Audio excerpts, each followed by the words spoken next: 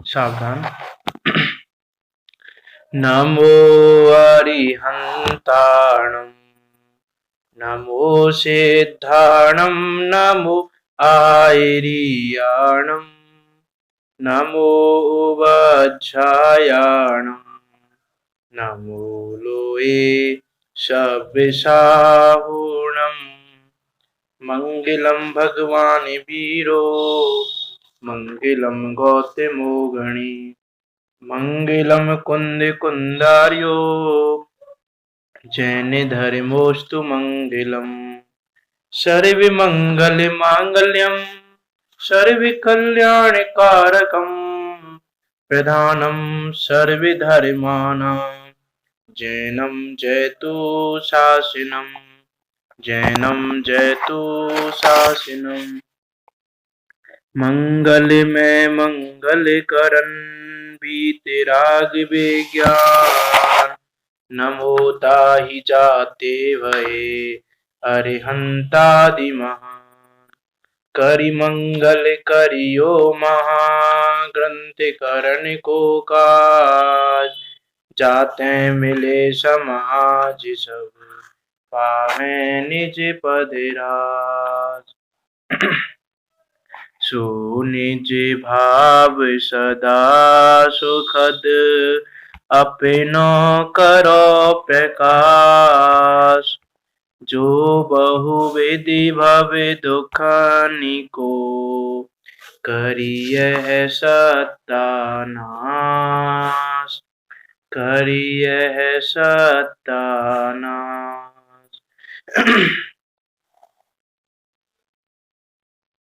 आचार्य कल्प पंडित श्री टोडरमल जी, जो अद्भुत व्यक्तित्व के धनी थे और जिन्होंने द्वादशांग का सार गर्वित करके यह सरल भाषा में मूर्तिमान प्रकाशक ग्रंथ को लिखकर हम पर बहुत बड़ा उपकार किया, ऐसे पंडित टोडरमल जी, उनके द्वारा रचित यह मूर्तिमान प्रकाशक ग्रंथ जो कि 9 अधिकारों में निबद्ध है, उसके तीसरे अधिकार पर हमारी चर्चा चल रही है।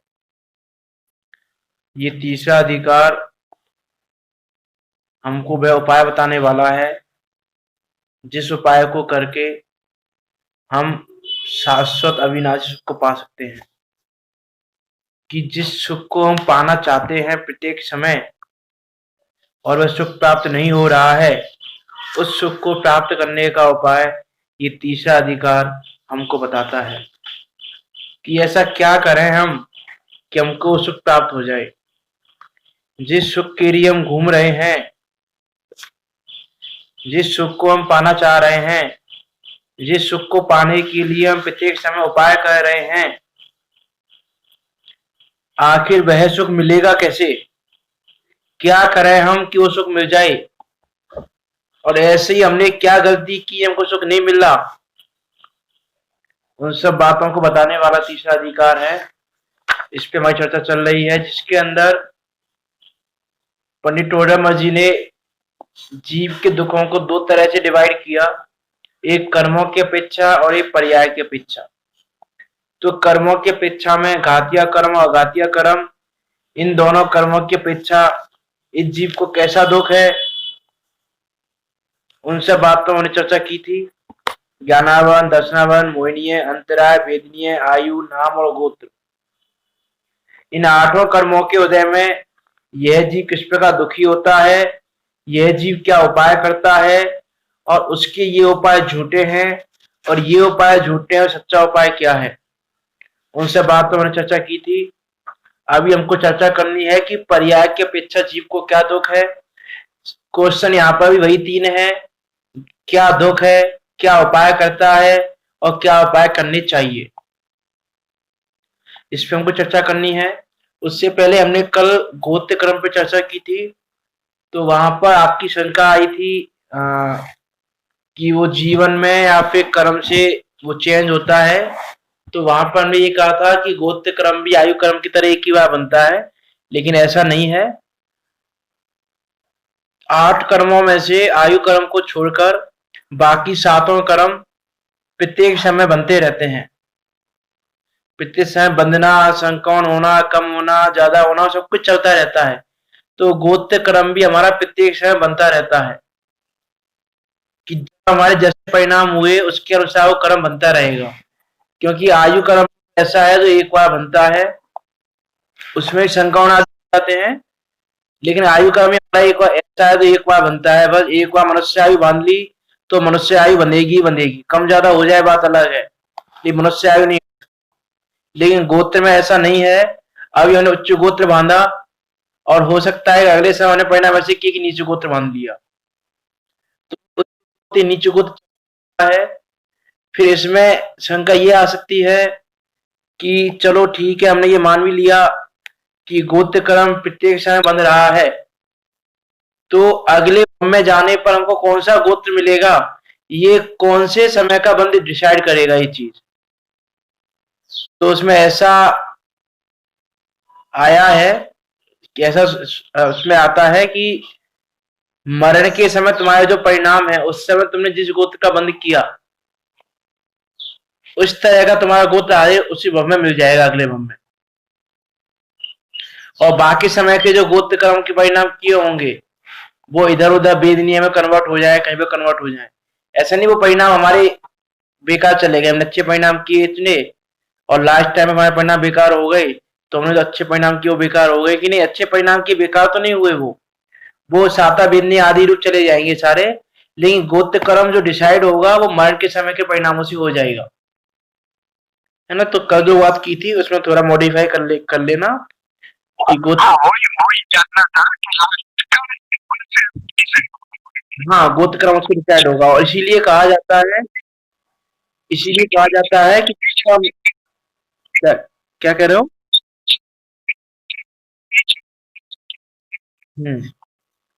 और उसमें ना इसीलिए कहा जाता है कि मरण का काल बहुत ही इंपॉर्टेंट काल होता है। कहते हैं ना कि जिसने अपना मरण सुधार लिया उसने अपने भव सुधार लिए। इसलिए जो मरण का काल है वो बहुत ज्यादा इंपॉर्टेंट रहता है। क्योंकि कभी कभी ऐसा भी होता है आयु क्रम में भी, यदि हम पढ़े कॉमर्स सार में जाके, कि जैसे कहते हैं ना कि दो तिहाई भाग पे आयु बनती है, तो ऐसा जरूरी नहीं दो तिहाई भाग पे आयु बंधे। हो सकता है कि आयु के बनने हो के हमारे परिणाम ऐसे ना हुए हो कि कोई सी आयु बंधे। मीन्स हमारे जिस समय आयु बनने का काल आया, आयु बनने के काल के समय हमारे परिणाम ना तो इतने तीव्र हो कि नरक का बंद हो, ना इतने मंद हो कि मनुष्य का बंद हो, और ना ऐसे माया रूप हो कि त्रियंश का बंद हो, ना देव का बंद हो। ऐसे चारों गति के बनने योग्य जो परिणाम है उस समय हमारे परिणाम चारों में से कोई से नहीं रहे, तो हमारा उस समय आयु का बंद नहीं हुआ। तो उसके आगे भी 8 बार जीव को अपने लाइफ टाइम में मौका मिलता है आयु क्रम को बांधने का। और यदि पूरे लाइफ टाइम में कभी भी आयु नहीं बांध पाया वो, तो क्या होगा? आयु नहीं बांध पाया तो आयु नहीं बांध पाया तो मरण का जो अंतिम समय रहेगा, मरण का जो लास्ट काल रहेगा मरण का, तो मरण के उस समय में उसके जो परिणाम रहेंगे उस परिणामों से ऑटोमेटिकली आयु बंधेगी फिर। इसलिए कहा जाता है कि मरण का काल बहुत इंपॉर्टेंट है। इसीलिए समाधि मरण का भी इसलिए बताया जाता है कि मरण का काल बहुत ज्यादा इंपॉर्टेंट है, बहुत ज्यादा। हर ऐसा नहीं सिर्फ गोत्र कर्म के लिए ही नहीं है, वो आयु कर्म के लिए भी है, बाकी कर्मों के लिए, सब कर्मों के लिए है वो वाली चीज। तो ऐसी उसकी बात थी। उसमें हमने देखा 8 कर्मों की अपेक्षा। अभी हम पर्याय की अपेक्षा देखते हैं कि पर्याय की अपेक्षा जीव को क्या दुख है। तो पर्यायों की अपेक्षा से अब इसी दुख का वर्णन करते हैं। किस दुख का वर्णन करते हैं? कि जो दुख हमने कर्मों की अपेक्षा देखा है, दुख तो वही है, लेकिन उस दुख को अभी हम कर्मों के हिसाब से देख रहे थे कि ज्ञानावरण के हिसाब से क्या है, और अभी हम देखेंगे पर्याय की अपेक्षा क्या है। एक इंद्रिय में क्या दुख है, 2 इंद्रिय में क्या दुख है। कर्म तो 8 के 8 मौजूद है, 1 इंद्रिय में भी, 2 इंद्रिय में भी, 5 इंद्रिय में भी, लेकिन उन पर्टिकुलर पर्याय की अपेक्षा जीव को क्या दुख है उसकी हमको यह चर्चा करनी है, उस पर हमको यह विचार करना है। तो पर्याय की अपेक्षा से अब इसी दुख का वर्णन करते हैं। तो सर्वप्रथम एक इंद्रिय जीवों का क्या दुख है, एक इंद्रिय जीवों के दुखों की हमको बात करनी है। पंडित टोडरमल जी ने दूसरे अधिकार में बताया भी था कि सबसे ज्यादा दुख की यदि हम बात करें तो एक इंद्रिय पर्याय में है। एक इंद्रिय पर्याय के दुख बहुत ज्यादा है। तो दुख किस प्रकार के उसको देखते हैं हम। इस संसार में बहुत काल तो एक इंद्रिय पर्याय में ही बीतता है, कि जीव का एक बहुत बड़ा काल देखें यदि हम तो एक इंद्रिय पर्याय में बीतता है। इसीलिए अनादि ही से तो नित्य निगोद में रहना होता है। फिर वहां से निकलना ऐसा है जैसा भार में भूंजते हुए चने का उचट जाना। कि एक इंद्रिय पर्याय में निगोद पर्याय भी है, तो बहुत सारा काल तो इस जीव का एक इंद्रिय पर्याय में जाता है, और अनादि से यह जीव नित्य निगोद में रहता है। कि अभी ऐसे अनंत जीव हैं जो जिन्होंने कभी देखा नहीं कि तत्पर्याय कैसी होती है, स्थावर पर्याय कैसी होती है, वो उसी निगोद की पर्याय में है। बृहस्पति का अग्नि का क्या होता है उसको ये भी नहीं पता, उसने ये भी नहीं देखा कभी, निगोद से निकल ही नहीं पाया वो आज तक। ऐसे अनंतों जीव है निगोद में भरे हुए हैं जो अभी। और निगोद से निकलना भी कोई इजी काम नहीं है, कोई इजी काम हो निगोद से निकलना। मत जैसे भार में भुंजते हुए चने का चढ़ जाना। आजकल तो भार बहुत कम चलते हैं, नहीं दिखाई नहीं देते। आपने देखा होगा, प्रैक्टिकल एक्सपीरियंस लिया होगा उसका, सामने देखा होगा कि भार में जब चने भूंजते हैं तो चने का भार उचट जाना इजी है कि टफ है, कि इसकी प्रोबेबिलिटी कितनी है। कि बहुत टफ काम है कि चना भार उचट जाए। तो जैसे भार में भूंजते हुए चने का उचट जाना होता है, वैसे कभी कोई जीव निगोद से निकल पाता है। जो 608 की बात है, 6 महीने 8 समय में 608 जीव निकलते हैं। तो आप विचार करके देखें, अनंतों जीवों में से 608 जीव निकल रहे हैं, मीस सागर में से वो बूंद के बराबर भी नहीं है। और वो भी एक समय में नहीं निकल रहे, 6 महीने 8 समय में निकलते हैं। इससे ज्यादा जीव निकल नहीं सकते 6 महीने 8 समय में। वो बूंद भी नहीं है। बूंद तो बूंद से कम क्या कहें, सागर में बूंद को बूंद से कम कुछ कह नहीं सकते, इसलिए बूंद कहने में आती है, नहीं तो बूंद भी नहीं है। जो अनंतानंत जीव है, अनंतानंत के सामने 608 बूंद बराबर भी नहीं है। हम कहना कि बूंद का भी अनंतवां भाग, ऐसा मान लो कि इतना सा भाग वो बाहर निकल पाता है बस। तो अनादि काल से तो यह जीव नित्य निगोद में ही रहता है।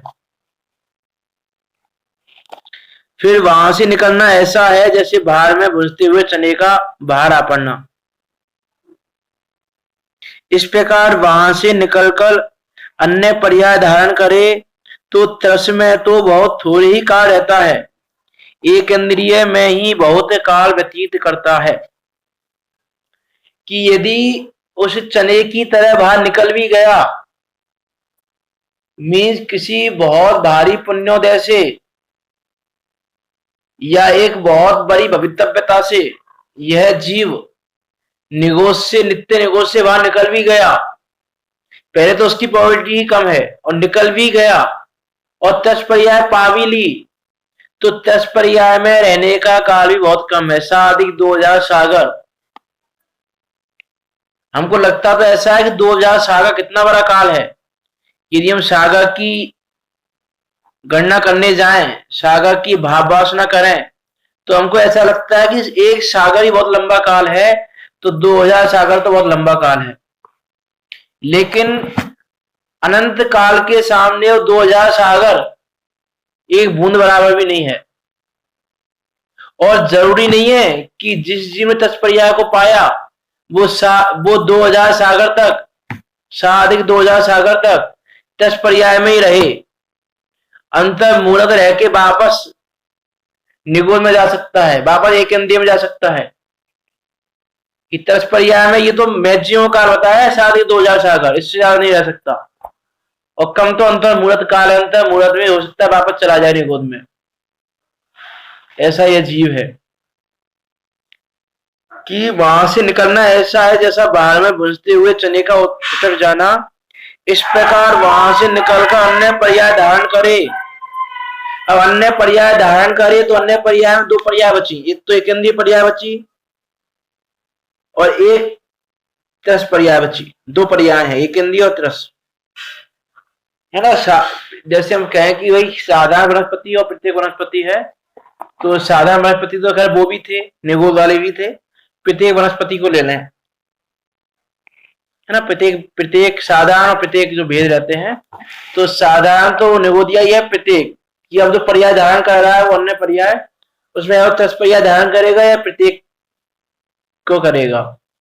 अब वो त्रस पर्याय धारण करे तो त्रस पर्याय में रहने का काल भी बहुत कम है।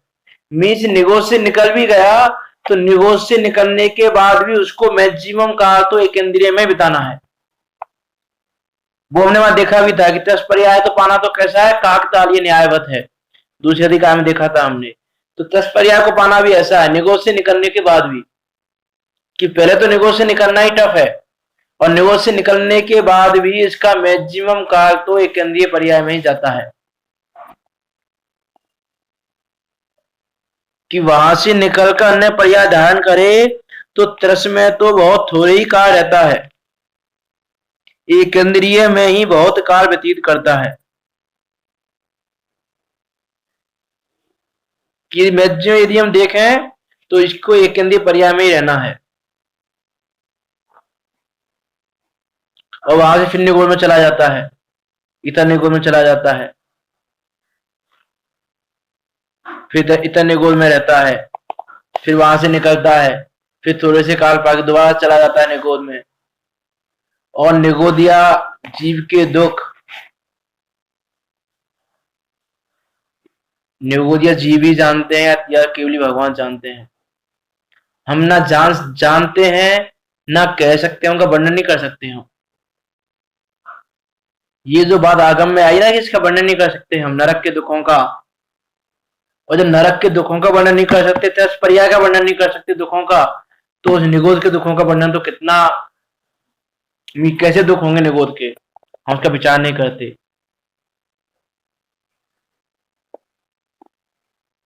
एक इंद्रिय में ही बहुत काल व्यतीत करता है, वहां इतर निगोद में बहुत काल रहना होता है, और कितने काल तक पृथ्वी अप तेज वायु और प्रत्येक वनस्पति में रहना होता है। नित्य निगोद से निकलकर बाद में त्रस में रहने का उत्कृष्ट काल तो साधिक 2000 सागर ही है, कि वहां से दोबारा इतर निगोद में चला जाए तो इतर निगोद में बहुत काल रहता है, और इतर निगोद में कितना रहता है वो भी हमने देखा था, 2.5 पुद्गल परावर्तन रह सकता है मैक्सिमम। 2.5 पुद्गल परावर्तन भी एक बहुत बड़ा काल है, बहुत बड़ा, मीन जिसकी हम भाव वासना भी नहीं कर सकते, इतना बड़ा काल है, उसको सोचना तो बहुत दूर की बात है। तो ऐसे बहुत काल तक इतर निगोद में रहना होता है, और वहां से निकलने के बाद भी पृथ्वी कायिक, अपकायिक, तेज कायिक, वायु कायिक और प्रत्येक वनस्पति कायिक में रहना होता है।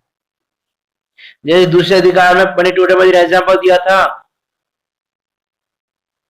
कि जैसे पाषाण है, हमने एग्जाम्पल देखा था कि पाषाण है, उसको हमने ऊपर फेंका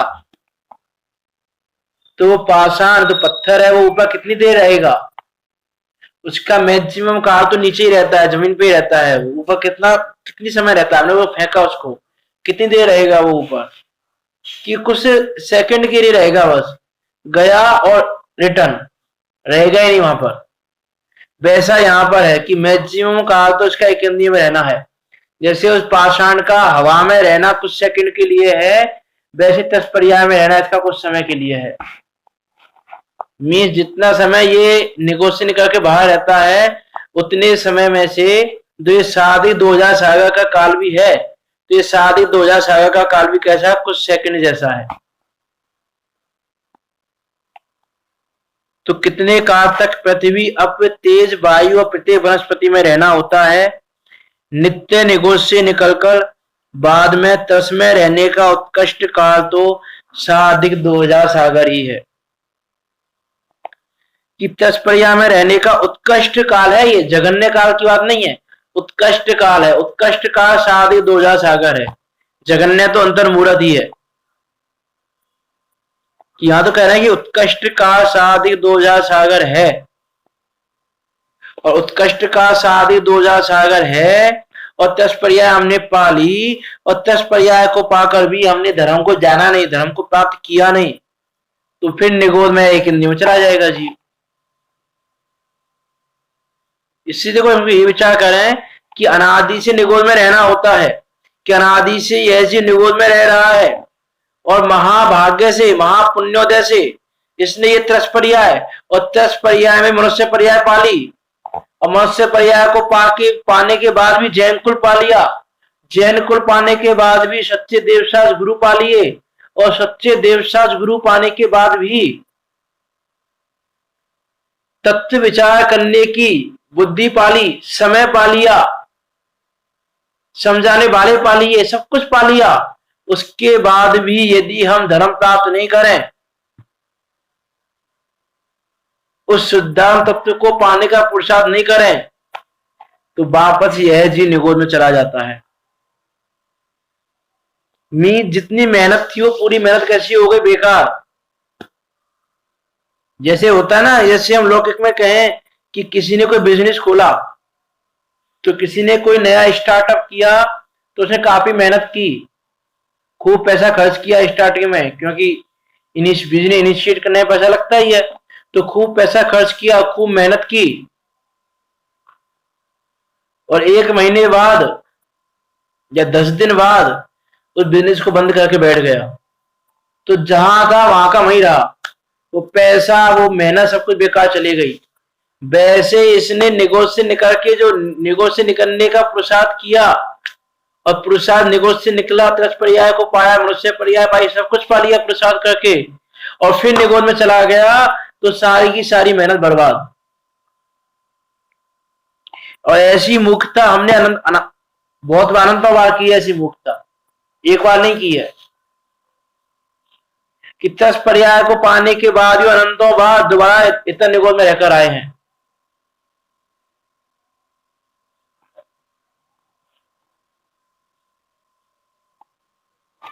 कि नित्य निगोद से निकलना इतना टफ है, या तो हो सकता है नित्य निगोद से निकले हो पहली बार नित्य निगोद से निकले हो, तो विचार करें नित्य निगोद में नहीं चले जाएं, और इतने वो होके आ गए हो बहुत बार, तो ये विचार करें कि अब दोबारा इतने निगोद में नहीं जाना हमको। और ये कार्य से विचार करने से नहीं होगा, उसके अनुरूप पुरुषार्थ भी करना पड़ेगा। तो भैया कह रहे हैं कि नित्य निगोद से निकलकर बाद में त्रस में रहने का उत्कृष्ट काल तो साधिक 2000 सागर ही है, और एकेंद्रीय में रहने का उत्कृष्ट काल असंख्यात पुद्गल प्रावर्तन मात्र है।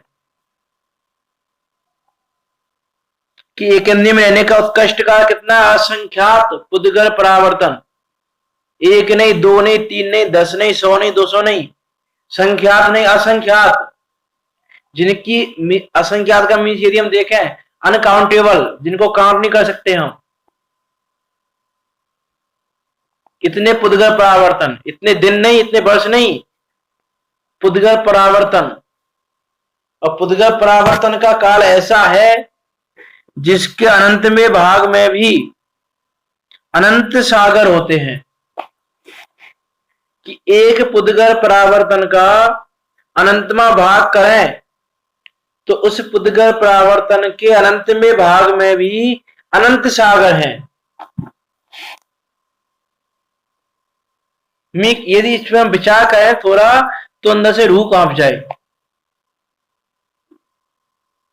कि क्या है, कैसे दुख भोग के आए हैं हम।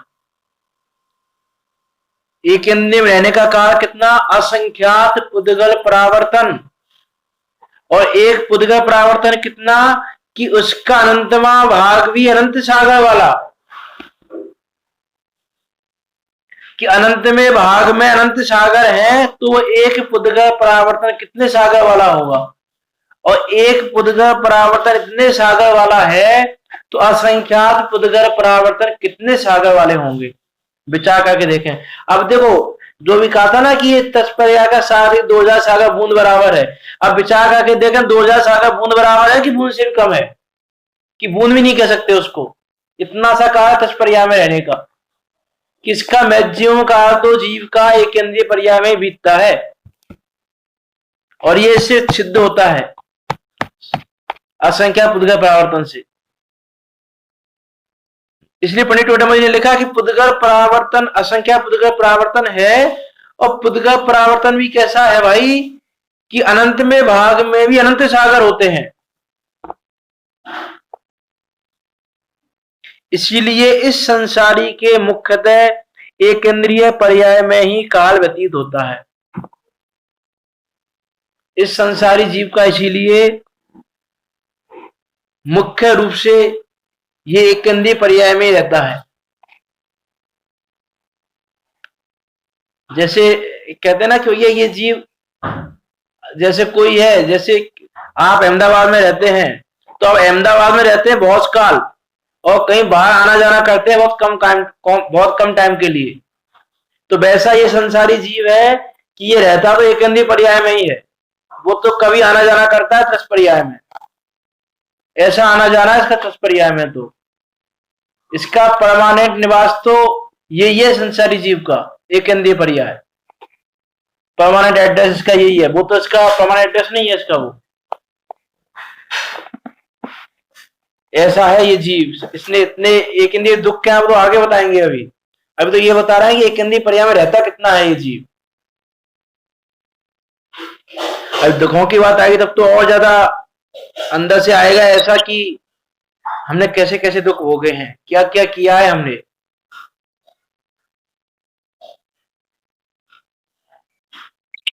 हाँ बोलिए।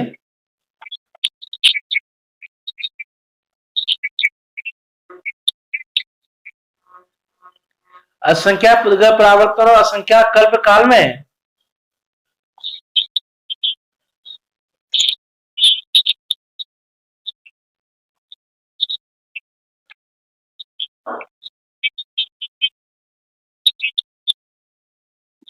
असंख्या असंख्या कल्प काल कहाँ पे आया था?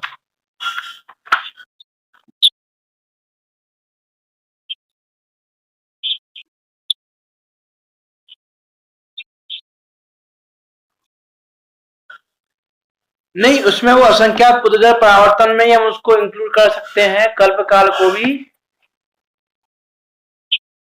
कल्प काल छोटा है पुद्गल परावर्तन से, कल्प काल छोटा है पुद्गल परावर्तन से। कल्प काल तो ये तो उत्सर्पिणी अपसर्पिणी चेंज होते हैं, जो काल चक्र चेंज होता है, एक पूरा काल चक्र होने का टाइम है कल्प काल का, तो वो तो बहुत बहुत कम टाइम है पुद्गल परावर्तन के कंपेरिजन में।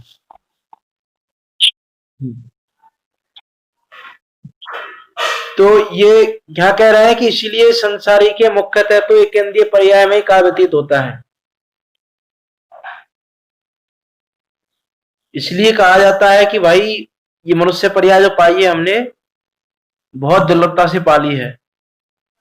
अब दोबारा एक इंद्रिय पर्याय में जाना ना हो जाए, वैसा हम विचार करें, वैसा हम चिंतन करें, वैसा हम पुरुषार्थ करें। इसीलिए अब इस मनुष्य पने को पाकर हमको इतना तो चेतना चाहिए कि दोबारा एक इंद्रिय पर्याय में जाना ना हो, क्योंकि हम इतने लंबे काल के रह के आ चुके हैं एक इंद्रिय पर्याय में, और दोबारा इतने लंबे काल के लिए जाना पड़ जाए, उसके दुख कैसे उसको भी देखते हैं आके। वहां एक इंद्रिय के ज्ञान दर्शन की शक्ति तो किंचित मात्र ही रहती है। एक स्पर्शन इंद्रिय के निमित्त से हुआ मति ज्ञान, और उसके निमित्त से हुआ श्रुति ज्ञान, तथा स्पर्शन इंद्रिय जने अचक्षु दर्शन, जिनके द्वारा शीत उष्ण आदि को किंचित जानते देखते हैं। कि ज्ञान दर्शन की शक्ति कितनी है कि बहुत ही अल्प हो गई है, किंचित मात्र है, कि नाम मात्र के लिए है, क्योंकि जीव का स्वभाव है वो तो नष्ट तो नहीं हो सकता, इसलिए थोड़ी शक्ति रह गई है बस। और वो शक्ति भी कितनी है कि एक स्पर्शन इंद्रिय मात्र है बस। पहली बात तो बाकी इंद्रिय नहीं है, तो बाकी इंद्रियों संबंधी ज्ञान दर्शन तो पूरा गया, और एक स्पर्शन इंद्रिय है, और उसमें अभी 6 बहुत कम है स्पर्शन इंद्रिय के हिसाब से भी। और स्पर्शन इंद्रिय के निमित्त से मति ज्ञान हुआ। वो मति ज्ञान भी क्या जानेगा? मात्र स्पर्श को ही जानेगा और कुछ जान नहीं सकता, क्योंकि दूसरी कोई इंद्रियां उसकी है नहीं। तो सिर्फ स्पर्श इंद्रिय को जानेगा और उस मति ज्ञान के निमित्त से श्रुति ज्ञान होता है ना। हमने मति ज्ञान की पराधीनता और श्रुति ज्ञान की पराधीनता देखी थी पहले दूसरे अधिकार में। तो मति ज्ञान स्पर्शन इंद्रिय के अधीन है अभी, और मति ज्ञान के अधीन श्रुति ज्ञान है। तो मति ज्ञान श्रुति ज्ञान में कितना कम है कि सिर्फ स्पर्शन इंद्रिय वाला मति ज्ञान श्रुति ज्ञान है, बाकी और कोई मति ज्ञान श्रुति ज्ञान नहीं है। तो मति ज्ञान ही बहुत अल्प है, श्रुति ज्ञान तो अपने आप ही बहुत अल्प हो गया। और स्पर्शन इंद्रिय जने अचक्षु दर्शन होता है। चक्षु दर्शन तो ही नहीं उसको, कहीं उसकी आंखें तो ही नहीं, नेत्र इंद्रिय तो ही नहीं उसके, तो अचक्षु दर्शन है। और अचक्षु दर्शन भी सिर्फ स्पर्शन इंद्रिय वाला है, बाकी इंद्रिय वाला नहीं है। अचक्षु दर्शन में इतना सा है स्पर्शन इंद्रिय वाला, जिसके द्वारा शीत उष्ण आदि को किंचित जानते देखते हैं, कि जिसके द्वारा यह जीव शीत और उष्ण का अनुभव करता है। किसका ज्ञान इतना कम हो गया है, और उस कम ज्ञान में यह सिर्फ शीत और उष्ण, अब ठंड है कि गर्मी है उसका अनुभव करता है, ठंड गर्मी का, और ठंड गर्मी का अनुभव करता है। और इसकी इच्छा तो बहुत ज्यादा है, जैसे ठंड हो रही है तो इसकी इच्छा है कि ठंड दूर करने की, गर्मी है तो गर्मी को दूर करने की, लेकिन कर नहीं सकता बेचारा। इसका एक तो ये दुख है, महा दुख है ये भी। हम विचार करके देखें कि दिसंबर में कड़ाके की ठंड पड़ रही है, दिसंबर के जनवरी के महीने में ठंड पड़ रही है, खूब जोर की ठंड पड़ रही है। और कोई रात्रि काल में हमको कहे कि वो चौराहे पर जाके खड़े हो जाना, चौराहे पर खड़े रहना, हिलना नहीं है, डुलना नहीं है, बैठना नहीं है, खड़े रहना है पूरी रात।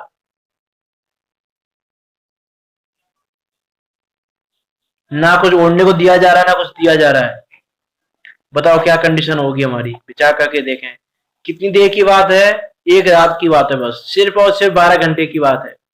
12 घंटे भी नहीं, 10 घंटे की बात है बस, सिर्फ 10 घंटे की बात है। उस 10 घंटे में रह सकते कि नहीं?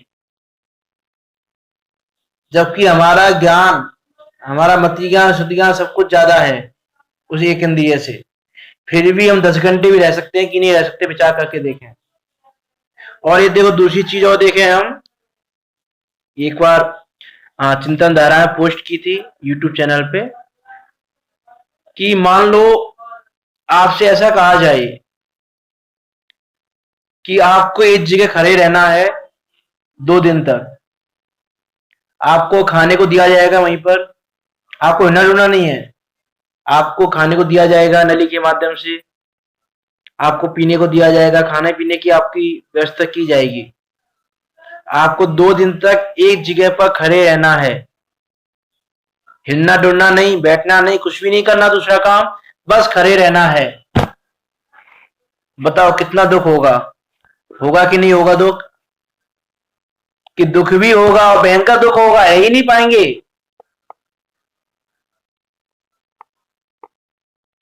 लेकिन काम तो हम वही कर रहे हैं। हम काम तो वही कर रहे हैं कि हम ऐसे, अभी हम 2 दिन खड़े नहीं रह सकते, और काम ऐसा कर रहे हैं कि असंख्यात उदगर परावर्तन तक खड़े रहना पड़े, ऐसा काम कर रहे हैं हम।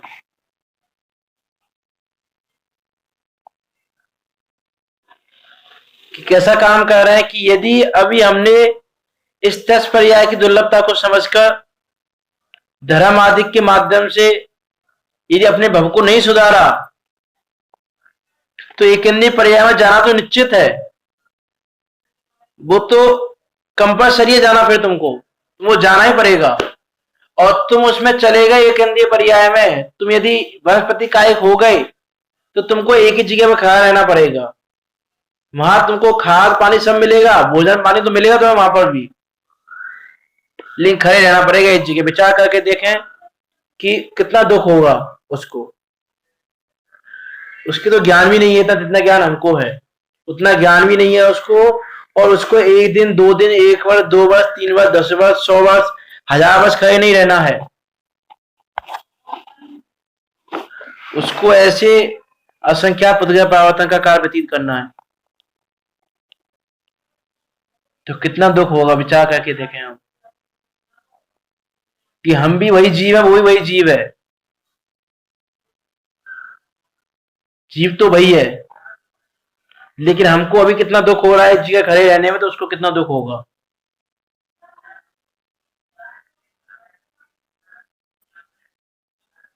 तो उसका हम विचार करें, एक दुख की भाव वासना लाएं। दुख कैसे है वो तो भी आगे बताएंगे पंडित टोडरमल जी कि कैसे कैसे दुख है एक इंद्रिय में, लेकिन हमें भाव वासना करके देखें कि एक इंद्रिय पर्याय में कितना दुख है। कि जिनके द्वारा शीत उष्ण आदि को किंचित जानते देखते हैं, कि ठंड का अनुभव हुआ, गर्मी का अनुभव हुआ,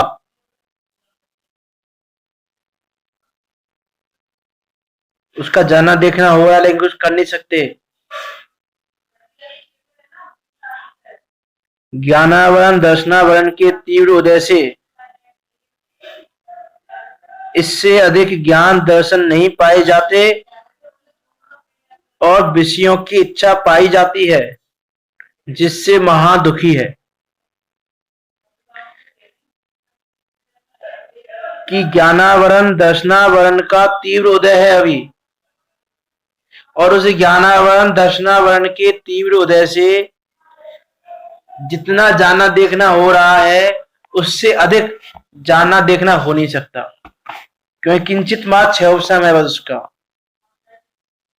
तो इससे अधिक ज्ञान दर्शन नहीं पाए जाते और विषयों की इच्छा पाई जाती है।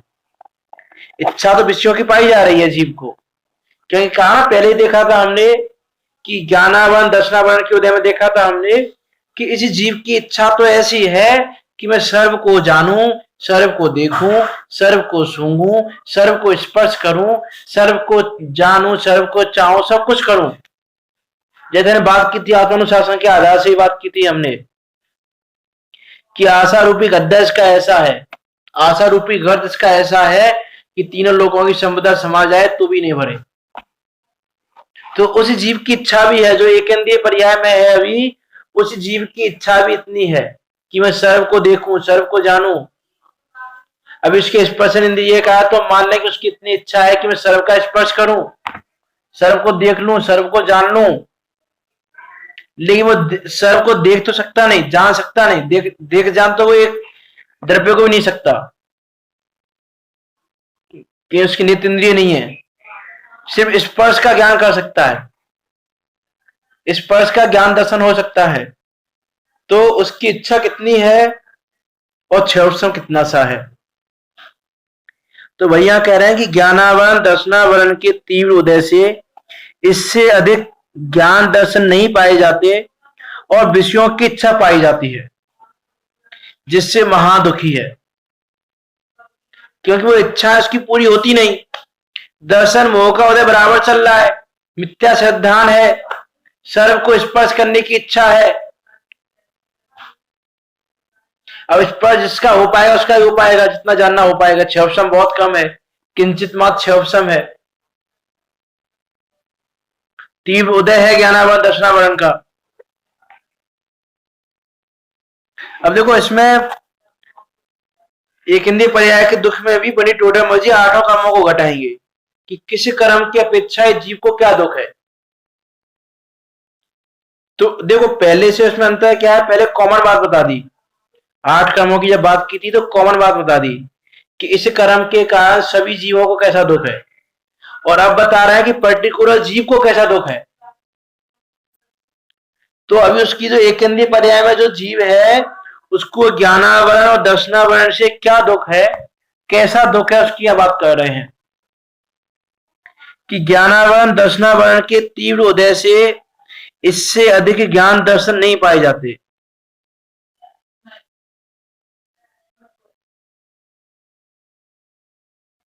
और विषयों की इच्छा पाई जाती है, जिससे महादुखी है। तथा दर्शन मोह के उदय से मिथ्या दर्शन होता है उससे पर्याय का ही अपने रूप श्रद्धान करते हैं, अन्य विचार करने की शक्ति ही नहीं है। कि दर्शन मोह का उदय है और दर्शन मोह के उदय से मिथ्या श्रद्धान करता है। जिस पर्याय में है उस पर्याय को आप अनुभव करता है। देखो जो ये लाइन है ना कि तन उपजत अपनी उपज जान तन नशत आपको नाश मान, ये लाइन से मनुष्य पर्याय की नहीं है कि मनुष्य ऐसा मानता हो। प्रत्येक जीव ऐसा मानता है। प्रत्येक जीव जिस पर्याय में जाता है कि इस पर्याय की उत्पत्ति मेरी उत्पत्ति है और इस पर्याय का नाश मेरा नाश है, ऐसा वो मानता है। सिर्फ मनुष्य की बात नहीं है उसमें कि तन उपजत अपनी उपज जान, या मैं सुखी दुखी में रंग राव मेरो धन गया गोधन प्रभाव।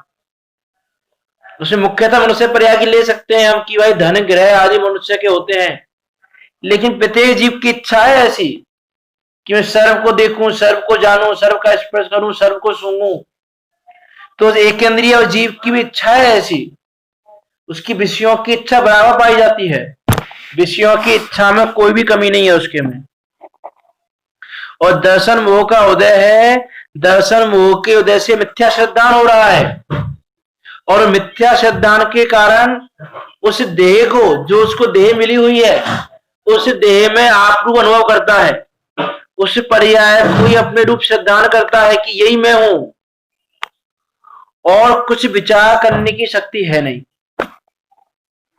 कि उसको और कुछ शक्ति पाई नहीं जा रही कि कैसे विचार करें, कि क्षौसम इतना है उसको।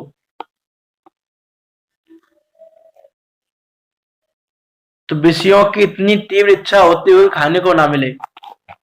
जैसे हम देखें, देखो सारी पर्याय के दुख हम अपने से कंपेरिजन करेंगे। क्यों करेंगे कंपेरिजन अपने से? क्योंकि अभी हमको अपने दुख ही भाषित होते हैं, दूसरों तो भाषित नहीं होते हमको अभी। तो हम अपने दुख से कंपेरिजन करेंगे कि हमको ऐसा यदि हमारे साथ हो तो हमको कैसा दुख होगा, जबकि हम पूरी तरह से ज्ञानवान हैं, पंचेंद्रिय हैं, मन सहित है, संगी है, विवेकवान है, बुद्धिवान, सब कुछ है हमारे पास, लेकिन फिर भी ऐसा हमारे साथ प्रसंग घटे तो हमको कैसा दुख होगा। उससे हम कंपेरिजन करके देखें कि एक इंद्रिय को कितना दुख होगा। फिर जितना दुख हमको होगा उससे भी बहुत ज्यादा, बहुत कई गुना दुख उसको होगा, एक इंद्रिय को होगा। तो हम विचार करके देखें कि हमारी कुछ इच्छा है और वो इच्छा हमारी पूरी नहीं होती तो हम कैसे आकुल व्याकुल होते हैं। किसी एक चीज का देखें, कुछ खाने की इच्छा है हमारी और वो खाने को नहीं मिले तो कैसे आकुल व्याकुल होते हैं।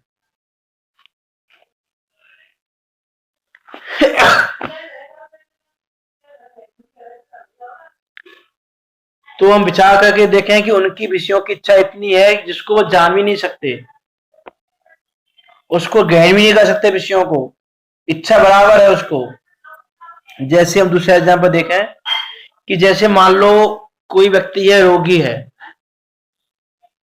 और उसको रोग है, डॉक्टर ने बोला हुआ है कि भैया ये चीज परहेज रखनी है, तुमको मीठा नहीं खाना है, तुमको ये नहीं खाना, तुमको ये नहीं खाना, परहेज की चीजें बता दी। अब उस रोगी की इच्छा तो इतनी ज्यादा है कि मैं मीठा खा लूं, ये आइटम खा लूं, ये आइटम बनाए घर में, ये खा लूं, ये खा लूं, बहुत सारी चीजें खाने की इच्छा है, लेकिन अब ग्रहण कर नहीं सकता। वर्तमान पर्यायगत योग्यता नहीं है उसकी। हम ये कह सकते हैं कि जो रोगी है उस रोगी की वर्तमान में योग्यता नहीं है कि विषय का ग्रहण कर सके। तो कैसा दुखी होता है, उसको कैसा लगता है कि कब मैं रोग से दूर हूं, कब मैं विषय का ग्रहण करूं। तो यहां तो तुम्हारा ऑप्शन है कि तुम रोग से सही हो जाओगे तो तुम विषय का ग्रहण कर लोगे, ये वहां तो उसके पास ऑप्शन भी नहीं है, उसको तो उसी पर्याय में रहना है अनंत काल के लिए। तो उसकी कैसा दुख उसको होता होगा, कैसा दुख लगता होगा उसको कि दर्शन मोह के उदय से मिथ्या दर्शन होता है, उससे पर्याय का ही अपने रूप श्रद्धान करते हैं, अन्य विचार करने की शक्ति ही नहीं है। ऐसा है ये ज्ञानावरण दर्शनावरण दर्शन मोहिनी के कारण इसको दुख। इस पर हम और विचार करेंगे। और फिर का चारित्र मोह को देखेंगे। चारित्र मोह के कारण जीव किस प्रकार दुखी है, क्योंकि और चारित्र मोह का वर्णन थोड़ा बड़ा आएगा, क्योंकि इसमें सारे कषायों की बात करनी है। अब आप ये भी सोच सकते हो एक केंद्रीय पर्याय में क्या बात करनी कषाय की, उसको कौन सा कषाय भाव है, उसको ना क्रोध है, ना मान है, ना माया है, ना लोभ है, कि नहीं उसको सारी कषाय विद्यमान है। उसको कैसे है कषाय विद्यमान वो भी हम देखेंगे कल, और किस प्रकार दुखी है उन कषायों के कारण वो भी हम देखेंगे। टॉपिक बहुत अच्छा है, वैराग्यमय टॉपिक है। इस बात में विचार करें तो ऐसा लगे कि अरे ये दुख हमने भोगे हैं। हाँ भाई, ये दुख हमने भोगे, अनंतों बार भोगे, एक बार नहीं भोगे, अनंतों बार भोग चुके हैं। ऐसे दुखों को अनंतों बार भोगा है और अनंत अनंत काल के लिए भोगा है। ऐसी ये बात है। बाकी का इस पर कल विचार करेंगे। इतना चिंतन करते हुए हम अपनी इस पर्याय की दुर्लभता को समझें, पर्याय की दुर्लभता को समझ के इस पर्याय से हीन पर्याय में नहीं जाना पड़े, उसका पुरुषार्थ हम करें। उसका पुरुषार्थ वही पुरुषार्थ कार्यकारी है कि हमको किसी भी प्रकार हीन पर्याय में नहीं जाना। अरे मनुष्य पर्याय मिली है, सबसे संसारी जीवों में सबसे उत्तम पर्याय मिली है। अब इस पर्याय से कम की पर्याय में नहीं जाना हमको, कि देव पर्याय रुचिकर नहीं है हमारे लिए, क्योंकि देव पर्याय मनुष्य पर्याय से उत्तम तो नहीं है, क्योंकि मोक्ष में ले जाने वाली यही पर्याय है। इस पर्याय के बल पर ही हम मोक्ष जा सकते हैं, तो हमको इससे कम कुछ नहीं चाहिए। ऐसा हम अंदर में दृढ़ विश्वास करें इन दुखों को जानकर, तो हमारे स्वाध्याय करने की सार्थकता होगी। बाकी की चर्चा कल करेंगे। जिनवाणी स्तुति। निज निधि निज में बता